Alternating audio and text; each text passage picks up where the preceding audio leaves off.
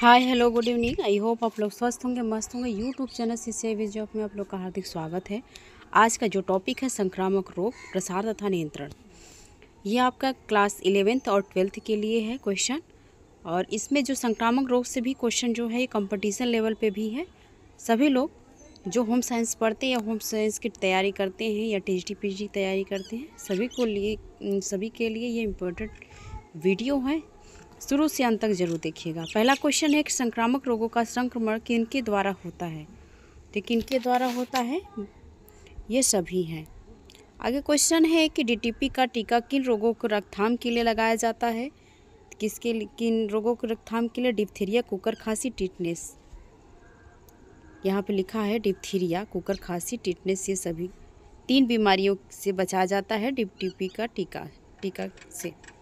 आगे है क्वेश्चन है कि शरीर की रोगों के से संघर्ष करने की शक्ति किसको कहते हैं। तो है रोग प्रतिरोधक क्षमता। क्या ऑप्शन होगा? रोग प्रतिरोधक क्षमता। आगे क्वेश्चन की ओर चलते, निम्नलिखित में से कौन सा पदार्थ रासायनिक निसंक्रमण नहीं है। तो जलाना यह रासायनिक निसंक्रमण नहीं है, प्राकृतिक हो गया। आगे हो गया कि यहाँ पे संक्रामक रोग, यहाँ 5वां क्वेश्चन है कि ठोस निसंक्रामक फिनाइल है, फार्मेलिन है, डीटीटी है, चूना है। तो यहाँ पर उत्तर होगा चूना। आगे क्वेश्चन है छोटी माता का रोगाणु कारक है। तो रोगाणु कारक क्या होगा? वायरस। जो रोगाणु कारक होगा ये वायरस होगा। आगे क्वेश्चन है कि किस जीवाणु द्वारा क्षय रोग फैलता है। तो बैसिलस के द्वारा क्षय रोग जो बैक्टीरिया है, क्षय रोग का नाम वो है, उसका नाम है बैसिलस। वो जीवाणु का नाम है बैसिलस। आगे क्वेश्चन है कि मक्खियों द्वारा कौन सा रोग फैलता है। तो हैजा मक्खियों के द्वारा फैलता है। आगे है कि मलेरिया रोग फैलता है किसके द्वारा? चूहे द्वारा, मच्छर द्वारा, मक्खी द्वारा। तो मलेरिया कॉमन चीज़ें हैं कि मच्छर के द्वारा यह एक वाहक है। एक मच्छर का हर कहीं जहाँ बैक्टीरियम से बैठकर और किसी के शरीर पे बैठ जाती है और उनके ब्लड से वो उनका जो है पैर टच हो जाता है या जो चुभता हुआ, तो एक तरह से उसमें बैक्टीरिया छोड़ जाते हैं, जिससे हमें मलेरिया नामक बीमारी हो जाती है।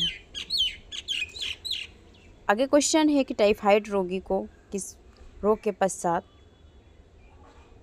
किस प्रकार भोजन देना चाहिए। तो सामान्य आहार देना चाहिए। और टाइफाइड रोगी को रोग के पश्चात कैसा आहार देना चाहिए? सामान्य आहार देना चाहिए। आगे क्वेश्चन है 11th, हैजा के जीवाणु का क्या नाम है। तो विब्रियो कालेरी नाम है किसका? हैजा के जीवाणु का नाम। आगे है कौन सा रोग दूषित जल से फैलता है। दूषित जल से जो रोग फैलता है वो हैजा नामक जो बीमारी होती है। आगे है कि पागल कुत्ते के काटने से कौन सा रोग हो जाता है। तो रेबीज कुत्तों में पाया जाता है, वो विष मनुष्य के अंदर प्रवेश कर जाता है। आगे है कि रेबीज रोग का कौन सा लक्षण है। तो पानी से डरना, जिसे हाइड्रोफोबिया कहा जाता है, पानी से डर लगना। आगे है कि प्ले रोग फैलता है चूहे के द्वारा। महामारी प्ले रोग आया था बहुत पहले, जो कि चूहे किसी के घर में मर जाते थे तो उससे बीमारी हो जाती थी।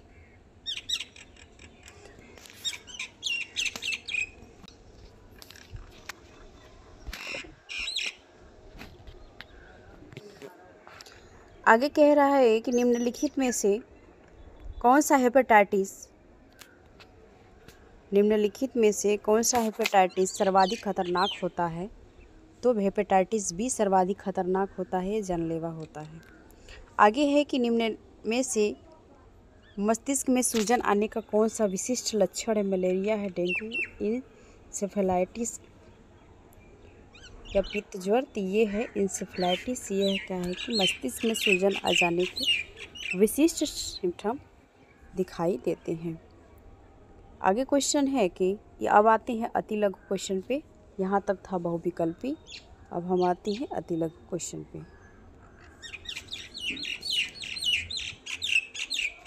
अति लघु क्वेश्चन में संक्रामक रोग क्या है। तो संक्रामक रोग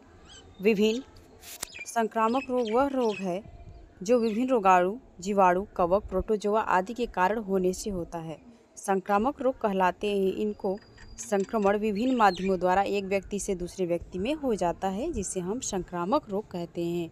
संक्रामक रोग ही एक दूसरे का वाहक होता है, जैसे किसी के अंदर वो जीवाणु या विषाणु जो भी प्रोटोजोआ, कवक प्रवेश कर जाता है, फिर वही किसी व्यक्ति को एक व्यक्ति के माध्यम से हो जाता है, तो संक्रमण कहलाता है। आगे क्वेश्चन है कि संक्रामक रोगों को उद्भवन अवधि से क्या आशय है। इसका अवधि क्या आशय है? शरीर में रोगाणुओं के प्रवेश तथा रोग के क्षय प्रकट होने के मध्य जो अंतराल होता है उसे रोग के उद्भवन अवधि या समाप्ति काल कहते हैं। रोगाणु के प्रवेश तथा रोग के लक्षण प्रकट होने तक का जो समय लगता है उसी समय को क्या कहा जाता है? वो उद्भवन या समाप्ति काल कहा जाता है। आगे तीसरा क्वेश्चन है कि संक्रामक रोग किन किन माध्यमों से फैलते हैं। तो संक्रामक रोग जल के माध्यम से, सबसे पहले प्राथमिकता हम जल को देंगे, इसलिए लिक्विड फॉर्म में होता है। सबसे पहले बीमारी हमें जल के ही माध्यम से पहले होती, फिर भोजन और वायु, रोगवाहक कीटों, चोट, घाव अथवा घाव रोगी के प्रत्यक्ष संपर्क अथवा यौन संबंध के माध्यम से। अन्य तरीके से यहाँ पे संक्रामक रोग को प्रदर्शित बताया गया है, ये ऐसे ऐसे हो सकते हैं। आगे है कि किन्हीं 5 संक्रामक रोगों के नाम बताइए। 5 संक्रामक रोग है हैजा है, 6 रोग है हैजा है, टाइफाइड है, अतिसार है, रेबीज आदि संक्रामक रोग है। आगे क्वेश्चन है कि जल द्वारा संवाहित होने वाले रोग कौन से हैं। जल के माध्यम से फैलने वाले मुख्य रोग टाइफाइड, हैजा, अतिसार, पेचिश, पीलिया आदि ये सभी जल के माध्यम से फैलने वाले रोग हैं। आगे क्वेश्चन है कि निसंक्रामक तथा निसंक्रामक शब्दों का अर्थ स्पष्ट कीजिए। तो इसमें बता रहा है कि रोगाणुओं को नष्ट करने की प्रक्रिया को निसंक्रामक कहते हैं। निसंक्रामण के लिए अपनाए जाने वाले पदार्थों को संक्रामक कहा जाता है। जब भी हम रोगाणु को अपनाने के लिए कोई प्रक्रियाएं अपनाते हैं तो अब जो संक्रामक है उसे निसंक्रमण करने के लिए हम कुछ प्रक्रियाओं को अपनाते हैं, जिससे रोग नष्ट हो जाए। आगे है 7वां क्वेश्चन है कि रोगाणुओं द्वारा फैलने वाले 2 रोगों के नाम बताइए। जो है जीवाणुओं द्वारा फैलने वाले जो रोग हैं उनके 2 नाम। आगे यहाँ पे दिया उन बीमारियों के नाम लिखिए जो जीवाणुओं के कारण होती है। तो जीवाणु के देखिए, जीवाणु, विषाणु और कवक, प्रोटोजोआ, इन सभी के माध्यम से अलग अलग प्रकार की बीमारियां अलग अलग क्षेत्र में होती हैं। तो यहाँ पे बता रहा है कि जीवाणु द्वारा जो रोग फैल रहा है उसका क्या नाम है? हैजा है, क्षय रोग है, अतिसार और प्लेग रोग। ये सभी जीवाणु के माध्यम से होता है, जीवों के माध्यम से। आगे के क्षय रोग का कारण है, लिखिए। क्षय रोग का कारण है कि क्षय रोग माइक्रोबैसिलस ट्यूबरक्लोसिस नामक जीवाणु के संक्रामक रोग से होता है। क्षय रोग के जो बैक्टीरिया का नाम है माइक्रोबैसिलस ट्यूबरक्लोसिस नामक जीवाणु है, इसका ये नाम है। सभी लोग जरूर याद कर लीजिएगा, ये मोस्ट इम्पॉर्टेंट है। आगे है बीसीजी का टीका किस रोकथाम के लिए लगाया जाता है। तो बीसीजी का टीका क्षय रोग के लिए लगाया जाता है, जिसे टीबी कहा जाता है शॉर्टकट में। आगे है मलेरिया रोग का कारण क्या है। मलेरिया नामक रोग प्लाज्मोडियम नामक परजीवी प्रोटोजोआ से होता है। अब देखिए यहाँ पे जो मलेरिया का जीवाणु है ये प्रोटोजोआ है, परजीवी प्रोटोजोआ है, इसके कारण होता है। इसका संक्रमण मादा एनाफिलीज मच्छर के माध्यम से होता है। जो मलेरिया नामक बीमारी होती है ये मादा मच्छर जो एनाफिलीज मच्छर होता है इसके माध्यम से होता है। और इसका जो रोग होता है जिसकी परजीवी प्रोटोजोआ के कारण होता है, इसका जो नाम होता है प्लाज्मोडियम नामक परजीवी प्रोटोजोआ होता है। आगे है क्वेश्चन की मलेरिया रोग में किस प्रकार का भोजन देना चाहिए। अच्छा क्वेश्चन है। मलेरिया रोग में हल्का सुपाच्य पर्याप्त कैलोरी युक्त भोजन दिया जाना चाहिए। आगे क्वेश्चन है पागल कुत्ते के काटने से उत्पन्न 2 रोगों के लक्षण बताइए। तो पागल कुत्ते के काटने से उत्पन्न रोग हाइड्रोफोबिया, इसके पहले हम बताएं। इस हाइड्रोफोबिया से क्या था, जो किसी को कुत्ता काट लेता है तो रेबीज नामक जो उसका विष होता है अंदर प्रवेश कर जाता है। तो इसमें क्या होता है कि जब वो व्यवहार जैसा करता है, जैसे वो पानी से जो हाइड्रोफोबिया नामक बीमारी हो जाती है, जिससे वो व्यक्ति पानी से डरने लगता है, पानी के नज़दीक जाना नहीं चाहता है। आगे है कि तीव्र ज्वर, तीव्र सिर दर्द, तीव्र ज्वर, गले व छाती पेशियों के संकुचन में पीड़ा होने लगती है, गले की नलियों में अवरुद्ध होने की तरल आहार ग्रहण करने कठिनाई तथा रोगों को जल से भय लगने लगता है। आगे नेक्स्ट क्वेश्चन है कि कुत्ते के काटने के 2 प्राथमिक उपचार। तो 2 प्राथमिक यहाँ उपचार बताया गया है, देखते हैं कौन कौन से हैं। कटे हुए स्थान को कह रहा है कि कार्बोलिक साबुन और एवं स्वच्छ जल से भली प्रकार धो ले, एंटीसेप्टिक औषधि का लेप लगा ले अगर कटे हुए भाग है तो। आगे कह रहा है कि अतिसार के रोगी को कैसा भोजन देना चाहिए। तो अतिसार के रोगी को कैसा भोजन देना चाहिए? अतिसार के रोगी को तरल हल्का सुपाच्य भोजन देना चाहिए। आगे क्वेश्चन है कि जोड़ों में दर्द एवं लसिका वाहिनियों में सूजन किन किन रोगों के प्रमुख लक्षण हैं। तो जोड़ों में दर्द एवं लसिका वाहिनियों में सूजन क्रमशः डेंगू, हाथी पांव रोग के लक्षण ऐसे सिम्टम दिखाई देते हैं। आगे है कि अल्फा विषाणु जनित रोग का नाम बताते हुए इनके संवाहक का नाम भी बताइए।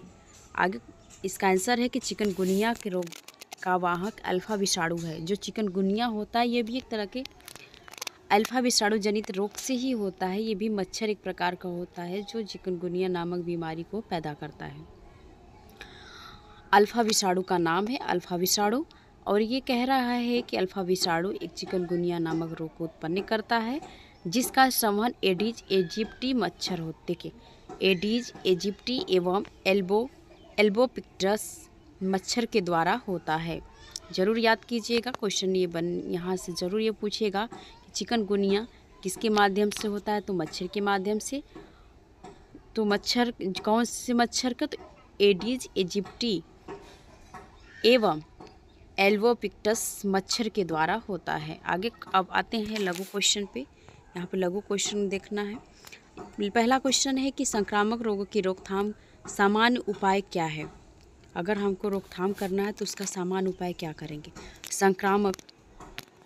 संक्रामक रोगों के उपचार की तुलना में नियंत्रण एवं बचाव अधिक महत्वपूर्ण होती हैं क्योंकि संक्रामक इसकी रोगों का प्रसार तथा असंख्य व्यक्तियों को प्रभावित करता है।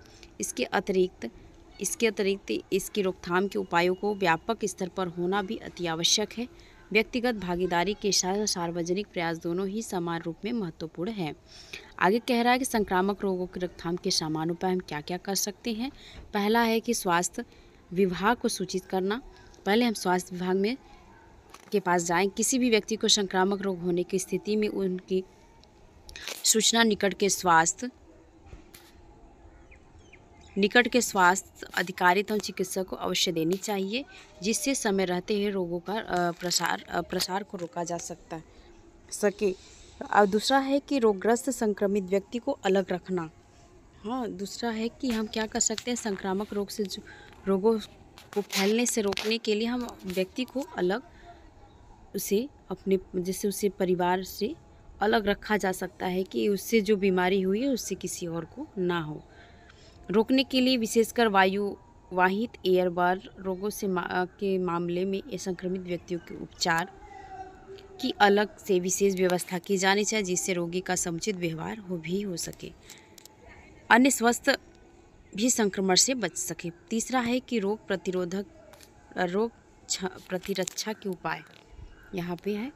संक्रामक रोगों की रोकथाम के महत्वपूर्ण उपाय शरीर की रोग प्रतिरोधक क्षमता को विकसित करना, नियमित रूप से शुद्ध जल एवं पौष्टिक भोजन का सेवन, विभिन्न रोगों से लड़ने की शक्ति प्रदान करना। वर्तमान में विभिन्न संक्रामक रोगों से बचने तथा रोग प्रतिरक्षा शक्ति के विकास हेतु टीके को भी उपलब्ध है। सभी स्वस्थ व्यक्तियों को ऐसे टीके लगाना अति आवश्यक है।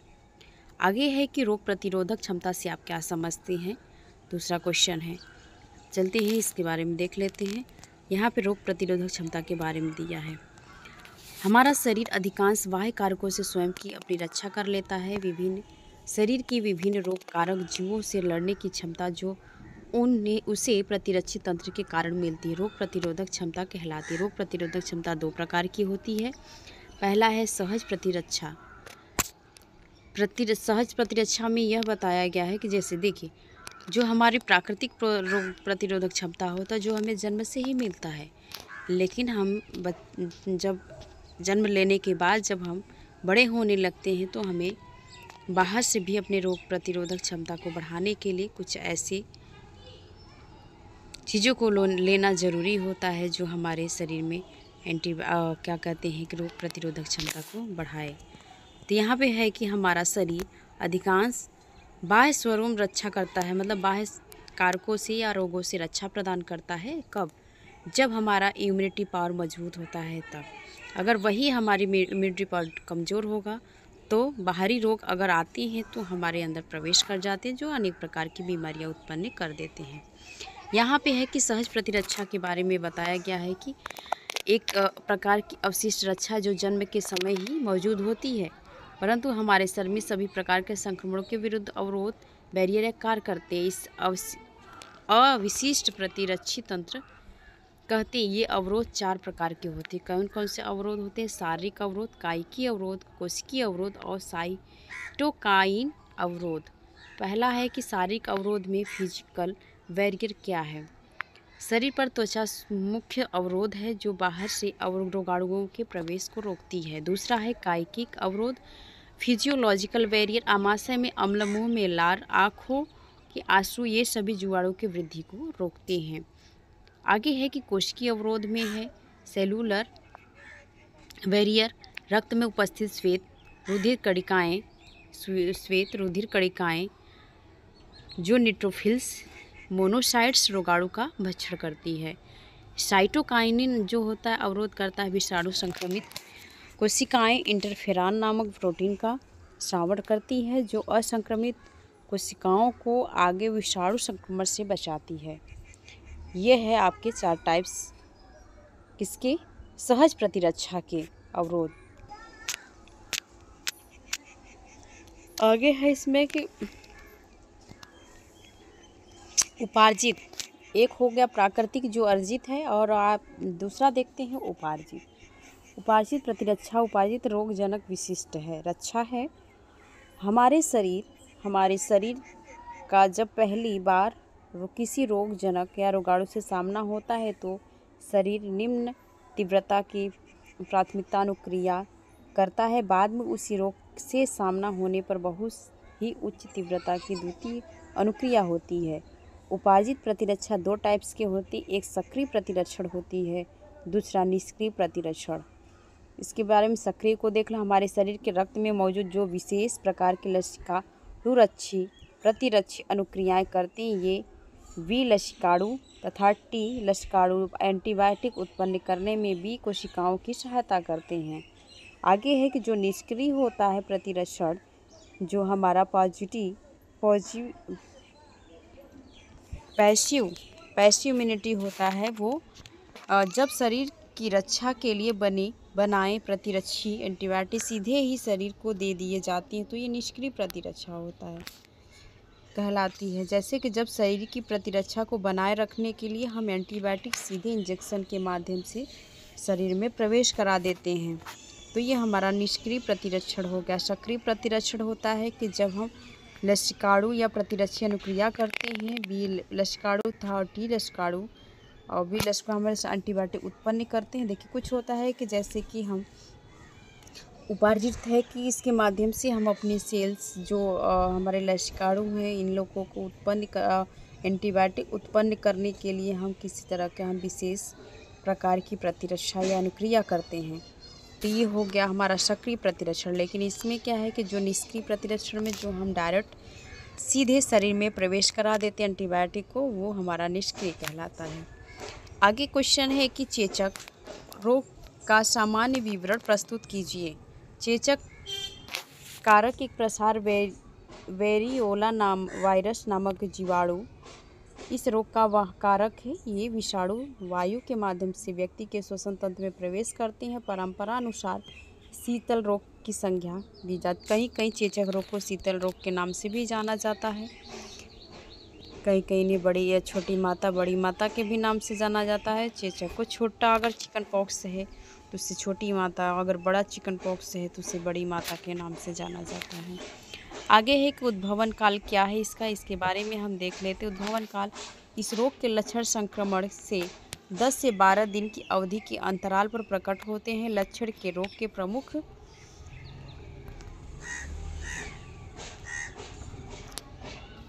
लक्षण निम्नलिखित है। यहाँ पे पहला दिया है कि तीव्र ज्वर के साथ सिर व कमर में दर्द होना।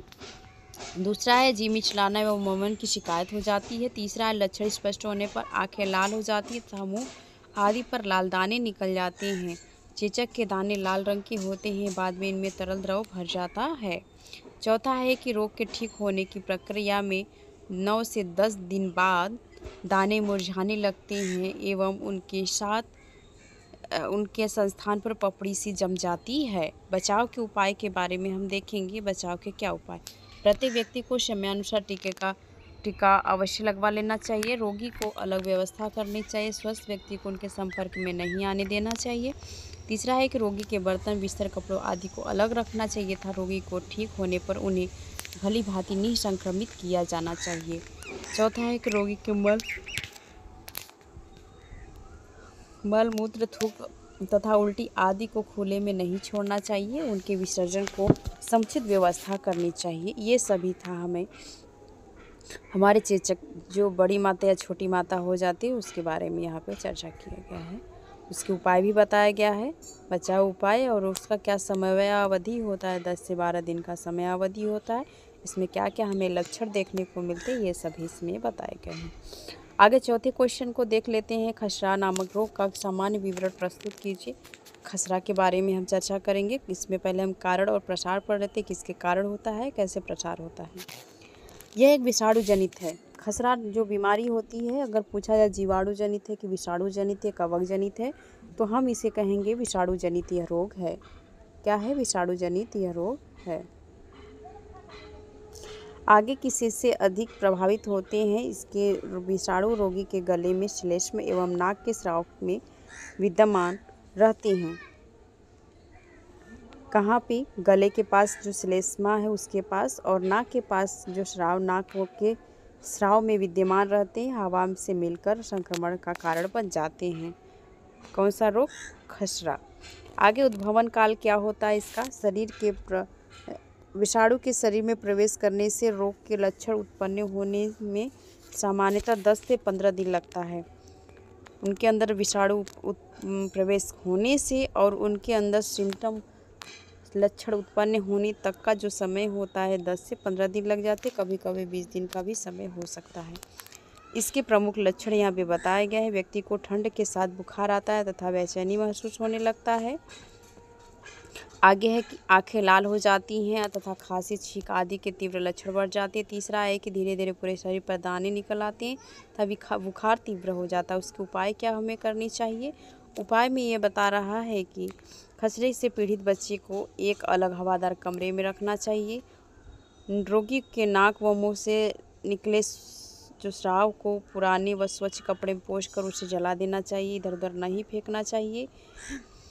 और है कि उधर उधर थूकने की जगह केवल थूकदान का प्रयोग ही करना चाहिए। थूकने वाले बर्तन में निसंक्रमक पदार्थ डालना भी ठीक रहता है। रोगी शिशु को वस्त्र, खिलौने को निसंक्रमित पदार्थ को साफ करना आवश्यक है। इस रोग से बचाव हेतु व्यक्तिगत स्वच्छता, विशेषतः नाक व गले की सफाई विशेष महत्व रखती है। आगे है कि उपचार क्या होनी चाहिए। इस रोग के विरुद्ध स्वाभाविक प्रतिरोधक क्षमता बहुत ही कम शिशुओं में होती है। यद्यपि एक बार खसरा होने पर प्रतिरक्षक क्षमता उत्पन्न हो जाती है, तो तथापि भविष्य में इसके होने की संभावना को कम करने के लिए बच्चे को खसरे का टीका लगवाना आवश्यक है, अनिवार्य होता है। देखभाल में रोगी को अधिक गर्मी तथा ठंड से बचना आवश्यक होता है, क्योंकि इस रोग के साथ निमोनिया रोग भी भय रखता है। किस रोग में? जो यहाँ पे बता रहा है खसरा नामक बीमारी है। इस बीमारी में सबसे ज़्यादा निमोनिया भी होने का भय रहता है। आगे है कि रेबीज नामक संक्रामक रोग के लक्षण, उद्भवन काल और उपचार प्रकार डालिए था। इसमें कुत्ते काटने से दांत थपा करके दोनों दिए। रेबीज उसके लक्षण, उद्भवन काल। फिर आगे पढ़ेंगे प्लेग। कितने पूरे क्वेश्चन हैं? 7 तो और है यहाँ 8, फिर यहाँ पे अंतर दे दिया है, पेचिश और अतिसार में क्या अंतर है। 9 क्वेश्चन है। फिर यहाँ पे देख लेते कितना क्वेश्चन है पूरा ये।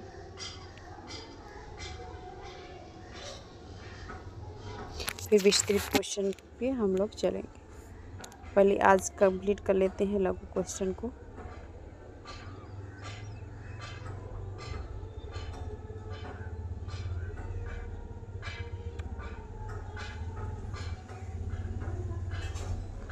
रेबीज नामक संक्रामक रोग इसमें पूछा है। अब देखिए, रेबीज क्या विषाणु जनित रोग है। इस रोग में कि विषाणु रोगी पशु कुत्ता, गीदड़, बंदर आदि की लार में रहते हैं। जो रेबीज का विषाणु रहता है कुत्ता, गीदड़, बंदर के आदि पशुओं में भी होता है। जब कोई रोगग्रस्त पशु, मुख्यतः कुत्ता, गीदड़, बंदर किसी भी व्यक्ति को काटता है तो इसकी लार में विद्यमान विषाणु स्वस्थ व्यक्ति के शरीर में प्रवेश कर जाते तो व्यक्ति रोगग्रस्त हो जाता है। इसके लक्षण में क्या बताया गया है कि तीव्र तेज सिर दर्द, तीव्र ज्वर, गले में, छाती में, पेशियों में संकुचन में पीड़ा होने लगती है, गले नालियों के अवरुद्ध होने की, रोगी को तरल आहार ग्रहण करने में कठिनाई होने लगती है, जल से भय लगने लगता है। अब इसका उद्भवन काल देख लें। पागल कुत्ते काटने से 15 दिन की अवधि में रोग प्रकट लक्षण होने लगते हैं, किंतु कभी कभी 7 से 8 महीने अथवा इससे भी अधिक समय लग जाता है, इसका प्रभाव रह जाता है। सामान्यतः रोगग्रस्त पागल कुत्ता काटने का अधिकतम 15 दिन में अवधि में मर जाता है। अतः कुत्ता मनुष्य को काटने के बाद जीवित रहे अथवा पागल न हो तो उसे रोगग्रस्त नहीं माना जाता। अच्छा, ये भी कह रहा है कि इसमें अगर कुत्ता काटा है तो 15 दिन के अंदर अगर कुत्ता जीवित रहे, अगर जीवित रहेगा तो वो पागल नहीं रहेगा। अगर जीवित नहीं रहेगा, अगर 15 दिन के अंदर मर जाता है तो उसका जो बीज है जल्दी ख़त्म होने का नाम नहीं लेता है। बारिश के समय बहुत ज़्यादा खतरा रहता है। उपचार रोगग्रस्त पशु के काटने पर क्या है, काटे गए स्थान को कार्बोलिक साबुन और स्वच्छ जल की भांति धोना चाहिए। घाव एंटीसेप्टिक अवधि लेप लगाना चाहिए। घाव पर पट्टी नहीं बांधनी चाहिए, उसे खुला रहना चाहिए। कुत्ते काटने पर एंटी रेबीज इंजेक्शन लगवाने चाहिए। कुत्ते के काटने पर एंटी रेबीज इंजेक्शन लगवाने चाहिए। प्लेग रोग के बारे में देखा है, इसका क्या है कारण और प्रसार क्या है। रोग पास्चुलेजा पेस्टिज नामक जीवाणु से होता है। प्लेग रोग किस रोगाणु है कि विषाणु जीवाणु थी एक नामक रोगाणु से होता है। पास्चुलेला पेस्टिज नामक जीवाणु से होता है। इसका संक्रामक चूहों के पाए जाने वाले पिस्सुओं से होता है। प्लेग में जीवाणु पिस्सुओं के माध्यम, पिस्सू क्या होते हैं कि जो चूहे होते हैं, चूहे पर छोटे छोटे खटमल जैसा छोटे छोटे पिस्सू पाए जाते हैं, छोटे छोटे कीड़े पाए जाते हैं, उसी के माध्यम से होते हैं। प्लेग के जीवाणु पिस्सुओं के माध्यम से चूहों को संक्रमित करते हैं। जो पिस्सू होते हैं ना, वही चूहों को संक्रमित करते हैं, और वो संक्रमण चूहा अगर काट लेता है किसी को तो वही संक्रमण उस व्यक्ति को हो जाता है। या तो चूहा मर जाता है किसी के घर में तो वो बैक्टीरिया उस मनुष्य को काटने पर, देखिए यहाँ पे है कि मरने पर तत्परता पिस्सू तथा मनुष्यों को काटने पर ये जीवाणु व्यक्ति के अंदर रक्त में शामिल हो जाता है, व्यक्ति रोगग्रस्त हो जाता है। बाद में व्यक्ति को संक्रमित होने वाला ये रोग महामारी। अब ये क्या है कि जैसे कि अगर या चूहा मर जाता है तो भी उसका संक्रमण उसके परिवार में किसी अन्य व्यक्ति एक व्यक्ति को हो गया तो अन्य व्यक्ति को हो जाता है। या तो कि वो चूहा काट लिया है, वो पिस्सू से घायल कर दिया है, या तो चूहा अगर काट लिया है, ब्लड से संपर्क हो गया उसके दांत, तो वो भी जीवाणु उसके अंदर प्रवेश कर जाता है। इसके लक्षण क्या हो सकते हैं। प्लेग के विषाणु आक्रामक प्रारंभ में व्यक्ति के अति ज्वर हो जाता है, 160 डिग्री फ़ारेनहाइट तक का बुखार हो जाता है। व्यक्ति की आंखें लाल हो जाती है, अंदर फंसती हुई प्रतीत होती है, जैसे लाल बहुत ज़्यादा हो जाता है क्या आंखें, और लग रहा है कि जैसे कि अंदर धंसते हुए जा रहा है। कभी कभी रोगी को दस्त और कमजोरी भी होने लगती है। रोगी को दशा गंभीर होने पर बलगम और जांघों में गलठियाँ, जैसे कभी कभी कड़ा कड़ा जो होता है ना, मांसपेशी का इकट्ठा हो जाता है तो छोटा छोटा गिलठियाँ होने लगती हैं छोटे छोटे, और जांघों में और बलगम क्या है, बगल तथा जांघों में गिलठियाँ हो जाती हैं। मृत्यु का भी ऐसा कुछ सिम्टम है, मृत्यु भी हो जाती है। इसमें कोई उपचार की बात है कि यहाँ पे बताया गया है कि बचाव के लिए घर में सार्वजनिक स्थलों से स्वच्छ रखना अत्यंत आवश्यक है। विषाणु से संक्रमित क्षेत्र में चूहों को समाप्त करके महामारी प्रकोप में नियंत्रित किया जा सकता है। प्लेग के प्रकोप में दिनों में नंगे पैर नहीं रहना चाहिए। रोग वाहक कीटाणु काटने की संभावना बढ़े। प्लेग का टीका लगवाना चाहिए। उपचार प्लेग के प्रकट होने के तुरंत अस्पताल में भर्ती कर लेना चाहिए। चिकित्सक उपचार देखिए, पहले सबसे पहले जब प्लेग नामक बीमारी फैली थी ना, तो इसमें कोई टीकाकरण नहीं था। बहुत बड़े रूप में महामारी ले लिया था। चूहे किसी के घर में मर जाते थे, एक व्यक्ति खो जाता था, धीरे धीरे व्यक्ति ग्रसित हो जाता था। अगर एक व्यक्ति को घर में व्यक्ति अगर ग्रसित है तो पड़ोसियों को हो जाता था, तो उसका वेक्टर बहुत तेज़ी गति से बढ़ता है, जो जीवाणु बढ़ते थे, एक दूसरे के एक वाहक हो जाते थे, मतलब संक्रमण के माध्यम से फैलते थे। तो जैसे कि इस समय कोविड-19 2020 में आया था, महामारी का रूप लिया था, एक व्यक्ति को परिवार में होगा तो सबको होने लगा था, उसी तरह सेम प्रोसेसिंग आपको प्लेग में था, यह भी एक महामारी का रूप ले लिया था। अब तो धीरे धीरे टीका हो गया है, लेकिन इससे बहुत ज़्यादा बचाव आप स्वयं कर सकते हैं, इसका कोई बचाव नहीं है। अगर एक बार जिसको प्लेग का बैक्टीरिया हो गया तो बचना उसका मुश्किल हो जाता है। आगे है कि कुष्ठ रोग कैसे फैलता है, इस रोग के लक्षण, बचाव और उपचार का वर्णन किया गया है। अब कुष्ठ रोग के कारण वो प्रसार देख लेते हैं। इसके जो रोग का नाम है माइक्रोबैक्टीरियम लेप्री नामक जीवाणु, ये भी एक जीवाणु का वाहक है। जीवाणु इस रोग का कारक है, जीवाणु के माध्यम से फैलता है। जो है इसका इस रोग के जो कुष्ठ रोग है, इसके कुष्ठ रोग के जो बैक्टीरिया का नाम है माइकोबैक्टीरियम लेप्री नामक जीवाणु। ये जीवाणु रोगी व्यक्ति के शरीर में घाव में विद्यमान रहते थे। स्वस्थ व्यक्ति के रोगी के घाव के संपर्क आने पर जीवाणु स्वस्थ व्यक्ति के शरीर में प्रवेश संक्रमित कर देते हैं। लक्षण में प्रारंभ रोगी के शरीर सफ़ेद रंग के दाग पड़ते हैं, क्रमशः घाव में बदल जाते हैं। रोगी में 2 प्रकार के लक्षण प्रकट होते हैं। पहले चकत्ते वाली त्वचा संवेदनाहीन हो जाए अथवा स्पर्श पर उनमें असहनीय पीड़ा का अनुभव हो। इन स्थान पर बने फफोले घाव में बाद में बदल जाते। इन घावों से रक्त व मवाद निकलने लगता है। हाथ पैरों की उंगलियां गलने लगती है। अवस्था संक्रमण युक्त होती है। त्वचा के सूखने पर पहले लाल दाने बनते हैं, धीरे धीरे सफ़ेद रंग के हो जाते हैं। शरीर के बालों को स्वतः गिरना अन्य प्रमुख लक्षण। इसके अतिरिक्त गले व गिल्टियाँ बनना, आवाज़ भारी था भद्दा होना, सिर दर्द आदि लक्षण दिखाई देने लगते हैं। कह रहा है कि इसका कहने का जो कुष्ठ रोग का सिम्टम होता है कि वाइट चकत्ते हो जाते हैं, उसमें धीरे धीरे घाव हो जाते हैं, दाने के रूप में, वो धीरे धीरे फोड़े के रूप में हो जाते हैं। इसके कुष्ठ रोग के जो बैक्टीरिया जीवाणु हैं उसमें प्रवेश हो जाते हैं, वो धीरे धीरे गिल्टियों को रूप ले लेते हैं। इसमें अनेक प्रकार के सिम्टम या लक्षण देखने को मिलते हैं। यहाँ पे है उपाय क्या कर सकते हैं। रोगी को स्वस्थ मनुष्य के संपर्क में आने से पहले बचाना, ये संक्रामक नामक बीमारी है। दूसरा, व्यक्तिगत स्वच्छता पर विशेष ध्यान देना चाहिए। और है कि रोगी के वस्त्रों को बाल कर धोना चाहिए, इससे संक्रमण की आशंका कम हो जाती है।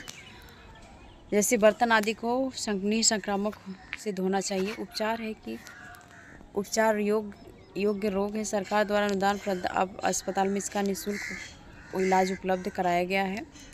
संक्रमण से प्रारंभिक अवस्था में इनकी निदान हो जाती, इससे इस रोग को समय रहते ठीक हो जा सके। रोगी सामाजिक समायोजन उपचार प्रक्रिया में महत्व इस ओर ध्यान देता है। इसमें कहा जा रहा है कि कुष्ठ रोग का अगर आपको सिम्टम देख रहा है तो आप स्टार्टिंग में ही जाके दवा ले लीजिए।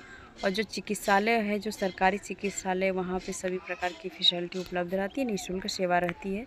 आप वहाँ पर जाके अपना इलाज करा सकते हैं। आगे क्वेश्चन है कि पेचिश एवं अतिसार से क्या अंतर है। ये लघु का लास्ट क्वेश्चन है, 9वां है। फिर इसके बाद 9वें क्वेश्चन 10 क्वेश्चन के बाद आ जाएगा आपका लॉन्ग क्वेश्चन, विस्तृत क्वेश्चन। आते हैं, देख लेते हैं पेचिश अतिसार में क्या अंतर है। यहाँ पे बताया गया, एक साइड पेचिश और अतिसार बताया गया है। पेचिश मनुष्य की बड़ी आंत में पाए जाने वाले एंटी अमीबा हिस्टोलिटिका नामक प्रोटोजोआ वैसलरी वे जीवाणु से होती है। लेकिन अतिसार कह रहा है कि अतिसार जीवाणु जनित रोग है। निरंतर अपच रहने से भी अतिसार रोग हो सकता है। दूसरा है कि पेचिश रोग में मल के साथ आउटश्लेष्म एवं रक्त आता है। ज्वर, उदरीय पीड़ा एवं ऐंठन पेचिश के अन्य लक्षण हैं। लेकिन अतिसार के रोगी को निरंतर जलीय दस्त होने रहते हैं। किंतु पेचिश इसमें मल के साथ आव एवं श्लेष्म नहीं रहते हैं। तीसरा कह रहा है पेचिश बच्चों एवं बड़ों के सभी को हो सकता है, लेकिन अतिसार का जो संक्रमण होगा वह मुख्य रूप से प्रायः बच्चों को हुआ करता है। आगे है कि अतिसार के कारण लक्षण उपचार क्या है और डायरिया रोग के लक्षण उपचार, ये दोनों का उपचार और कारण एक ही है, लक्षण भी एक ही है। अतिसार को देख लेते हैं। फिर इसके बाद बार बार दस्त आना अतिसार, जिसे डायरिया को अतिसार को इंग्लिश में डायरिया कहा जाता है। कुछ जीवाणु जैसे इस्चेरिचिया कोलाई, सीगेला आदि इसके प्रमुख कारक हैं। इस्चेरिचिया कोलाई, सीगेला आदि इसके प्रमुख कारक हैं। रोग दूषित जल एवं भोजन के माध्यम से फैलता है। यह रोग मुख्यतः बच्चों को होता है, यद्यपि बड़े भी इससे संक्रमित हो सकते हैं। संक्रमक मक्खियाँ रोगवाहक, इसके रोगवाहक कौन है? अतिसार के मक्खियाँ। इसका लक्षण क्या है कि अत्यधिक दस्त के कारण निर्जलीकरण की स्थिति उत्पन्न हो जाती है और इसमें कह रहा सामान्यतः निर्जलीकरण की अवस्था में रोगी चिड़चिड़ा हो जाता है, आंखें अंदर धंस जाती है तथा जीभ, गाल और अंत भाग सूख जाते हैं। शारीरिक भार में अचानक कमी, मंद नाड़ी, गहरी सांसें इसके प्रमुख लक्षण है। अतिसार के नियंत्रण एवं उपचार की बात कह रहा है। इसमें हमें क्या करना चाहिए? रोग के पूर्ण रूपेण ठीक होने तक बिस्तर पर पूरा आराम उन्हें देना चाहिए। किसे? अतिसार के पेशेंट को। निर्जलीकरण की रक्षा के उपाय के लिए एक जीवन रक्षक घोल देना चाहिए। एक चम्मच चीनी, चुटकी नमक, 2 मिली जल को घोलकर बनाया जा सकता है। जैसे कि इसमें अगर WHO घोल नहीं है तो आप घर पे भी चीनी और नमक का घोल बना सकते हैं, इसकी क्वांटिटी पे विशेष ध्यान देकर। और यहाँ पे करें इससे मुख द्वार से पुनर्निर्जलीकरण ORS का घोल भी दिया जा सकता है। थोड़ा आराम मिलने पर रोगी को हल्के तरल सुपाच्य भोज्य पदार्थ दिए जा सकते हैं। पानी को उबालकर ठंडा करके, देखिए पानी को उबालकर ठंडा करके क्यों देना चाहिए जी? क्योंकि पानी अगर हमारा ठंडा रहता है और बॉयल नहीं रहता है तो ठंडा पानी हमारा भारी हो जाता है, बॉयल पानी हल्का हो जाता है। जब बॉयल पानी को आप ठंडा करके पी लीजिए चलेगा, तो उसमें क्या होता है कि जब बॉयल होने के बाद वो पानी हल्का हो जाता है, जो कि हमारे डाइजेशन के लिए परफेक्ट होता है, सुपाच्य होने लगता है और हमारे अतिसार में अपचन की क्रियाएं ज़्यादा होती है। तो इसलिए हम ऐसे चीज़ों को, हल्की चीज़ों को, तरल और सुपाच्य चीज़ों को ले कि हमें डाइजेशन की प्रॉब्लम ना हो और सुपाच्य भी हो। आगे है 10वां क्वेश्चन है कि डेंगू के लक्षण व उपचार। इस रोग के प्रमुख लक्षण क्या हैं देख लेते हैं। ठंड लगने के बाद अचानक तेज बुखार चढ़ना, सिर मांसपेशियों में, जोड़ों में दर्द, आँखों के पीछे हिस्से में दर्द होना, आँखों में दबाने हिलाने की ओर बढ़ जाना। आगे है कि फिर बहुत ज़्यादा कमजोरी लगना, भूख लगना, जी मिचलाना, मुंह का स्वाद खराब होना, गले में हल्का सा दर्द होना। आगे है शरीर विशेषकर चेहरे पर, गर्दन से छाती पर लाल गुलाबी रंग से रेसेज होना आदि, ये सभी हमारे लक्षण देखने को मिलते हैं। आगे है उपचार में कह रहा है यदि साधारण डेंगू बुखार है तो इसका इलाज देखभाल घर पर भी की जा सकती है। डॉक्टर की सलाह लेकर पैरासीटामोल, क्रोसिन आदि ले सकते हैं। इनसे प्लेटलेट्स कम हो सकती है। यदि बुखार 102 डिग्री फ़ारेनहाइट से ज़्यादा हो तो रोगी के शरीर पर ठंड पानी की पट्टियाँ रखें। सामान्य रूप से खाना देना जारी रखें। बुखार की हालत में शरीर को और ज़्यादा खाने की ज़रूरत होती है। मरीज़ को आराम करने देना चाहिए। देखिए क्या होता है कि अगर हमारे शरीर में नॉर्मल टेम्परेचर कहा जाए कि 98 डिग्री .4 है, या कहीं WHO 6 को भी मानता है, 0.6 को भी, तो हम अगर हमारे नॉर्मल टेम्परेचर से अगर इसमें कह रहा है कि 102 डिग्री बुखार है तो 1% बुखार बढ़ जाने पर हमारी ऊर्जा, हमारे शरीर का 7% ऊर्जा की क्षय होती है। इसलिए कह रहा है कि टाइम से आपको भोजन करना ज़रूरी है और ज़्यादा बुखार हो जाने पर आप अपने सर पे पट्टी, आप ठंडे पानी का पट्टी भी रख सकते हैं। और इसमें ये भी कह रहा है कि मरीज़ को ज़्यादा से ज़्यादा आराम देने की ज़रूरत होती है। किसी भी तरह डेंगू के में रोगी को शरीर पानी कम नहीं आने देना चाहिए, नहीं, और उससे अधिक मात्रा में पानी, तरल नींबू पानी, छाछ, नारियल पानी आदि पिलाएं ताकि ब्लड गाढ़ा न हो, जमे नहीं। साथ ही मरीज को पूरा आराम। देखिए इसमें कह रहा है विशेष ध्यान नींबू पानी, छाछ, नारियल पानी आदि को भी पिलाना चाहिए। और ये भी ध्यान देना चाहिए नारियल पानी तो हमारे हर बॉडी को बहुत अच्छा रिकवरी करती है अंदर से और इम्यूनिटी पावर को भी मजबूत करती है। इसलिए हमें अगर डेंगू या मलेरिया इन सभी चीज़ों में अगर नारियल पानी मिल जाता है तो हम जल्दी ठीक हो सकते हैं। कंटिन्यू अगर हम नारियल पानी पीते हैं, इसमें विशेष ध्यान देना है कि अगर हमें बुखार है तो हम ठंडी चीज़ों का यूज नहीं करेंगे। अगर हमारा बुखार कम हो जाता है या हमारा टेम्परेचर हमारे बॉडी के सामान्य टेम्परेचर में हो जाता है तो हम इन चीज़ों को ले सकते हैं। जो आपका जैसे कि नींबू पानी भी ठंडा है तासीर का है, छाछ भी ठंडा तासीर है, नारियल भी ठंडे तासीर है। ये सब एंटीबायोटिक या इम्यूनिटी पावर को बूस्ट ज़रूर करती हैं, लेकिन ये भी एक तरह से पीना चाहिए। अगर एक नॉर्मली तौर से कि ज़्यादा टेम्परेचर बुखार है तो पैरासीटामॉल खा लेना चाहिए, जो हमारी बॉडी थोड़ा ठंडी हो जाए, फिर हम इस सब का यूज कर सकें। आगे हम देखेंगे विस्तृत अति लघु क्वेश्चन में। अब हम नेक्स्ट वीडियो में इस क्वेश्चन को पूरा मेंशन करेंगे। इस क्वेश्चन में हमारा बहुविकल्पी, लघु और अति लघु, ये तीनों क्वेश्चन इसमें मेंशन था। और आप लोग अगले वीडियो को ज़रूर देखिएगा और हम अगले वीडियो को भी इसी वीडियो के साथ हम अपलोड कर देंगे। तो आज के लिए इतना ही। Thanks for watching.